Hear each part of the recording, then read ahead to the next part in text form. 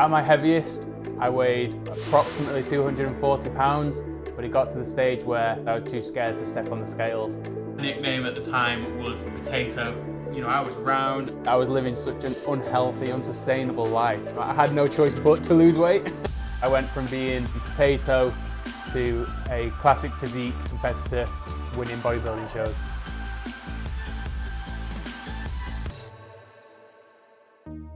The happiest time of my life was actually when I was at school. So my GCSE years when I was 15 and 16, that's when I was playing rugby for England, I was playing for Sale Sharks, playing for Warrington Wolves. You know, I was involved in a number of professional teams. You know, yeah, I was bigger. You know, if I wasn't a rugby player, you would have said I was a bit overweight. You know, I didn't have a huge belly, but at the same time, I didn't have a six-pack.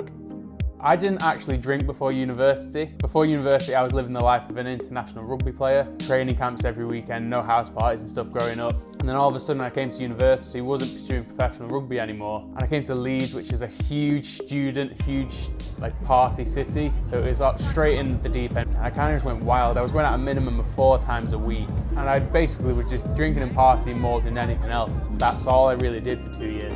I would eat an awful lot of takeaways, a lot of fried chicken, a lot of pizzas. So my favourite thing to binge on back in the day was probably Kit Kat Chunkies. So this was one of my old rugby jerseys. Got this. This was actually from when I was 16, and it's still massive. 2XL. It's flipping huge. When I was playing rugby, I used to think, oh yeah, it's okay. You know, I need to be big. I need to be strong. But then as soon as rugby stopped, it became much harder, and that's when I realised I'm not a rugby player anymore. I'm just an overweight guy.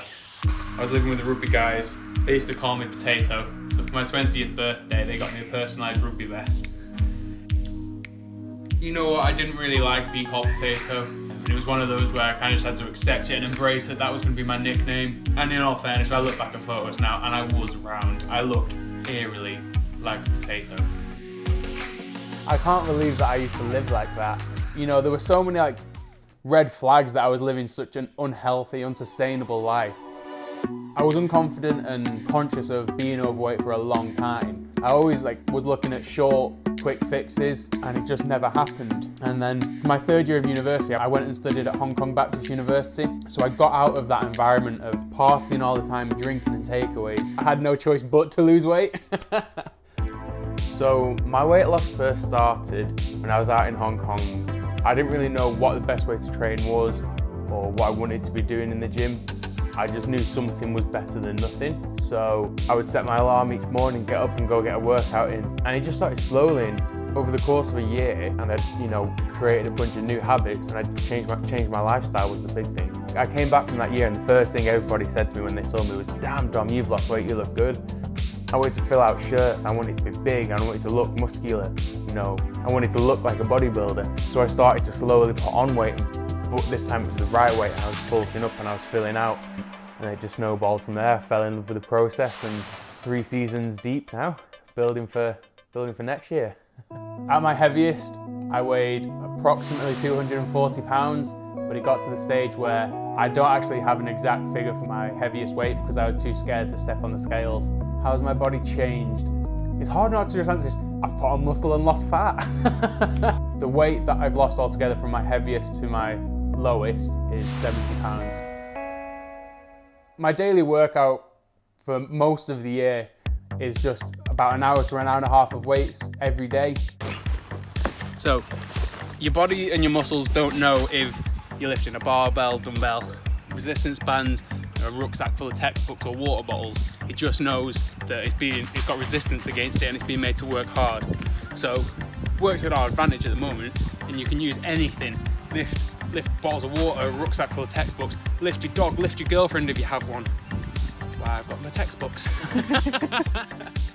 The healthy lifestyle is really important to me. I was really miserable and I wasn't happy when I didn't have this healthy lifestyle. I didn't have any drive, I didn't have any ambition, I wasn't bringing anything to the table. You know, I was just going out drinking. A lot of people say bodybuilding is a vain sport, but these people don't realise you get a lot of positives from bodybuilding. It teaches you how to hold yourself accountable, to work for yourself, to be your own source of motivation, to to work hard. When I started my Instagram page, you know, as a way of keeping accountable, a lot of my friends laughed at it and sniggered about it, and I know a lot more laughed behind my back.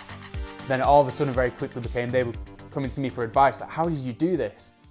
So my confidence has changed massively. I was so self-conscious of my body. You know, I would go to uni in baggy hoodies and baggy tracksuits. I never wore jeans, I never wore like normal fashionable clothes because I didn't feel like I looked good in them. I wasn't happy with the person I was. And then all of a sudden I had the direction, I knew who I was, I knew what I'm passionate about, what I want to achieve in life. What advice would I give to someone starting out their new journey? The advice I would give to somebody is fall in love with the process, because the results will come eventually, but it's a slow process. You never hear anybody say they regretted a workout. Even if it was a bad workout, they never regret it.